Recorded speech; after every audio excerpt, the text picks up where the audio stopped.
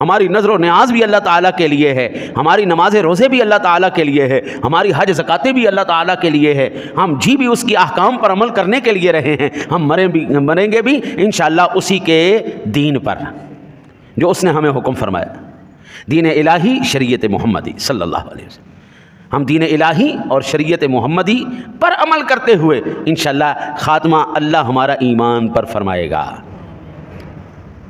दोस्ती भी हमारी अल्लाह रसूल के लिए है, दुश्मनी भी हमारी अल्लाह रसूल के लिए है।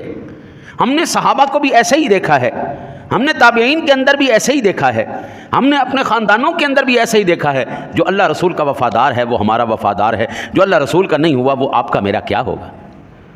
हज़रत जी एक ही ज़िंदगी के अंदर दोस्ती का मयार बना लें, कभी ज़िंदगी में आप धोखा नहीं खाएंगे।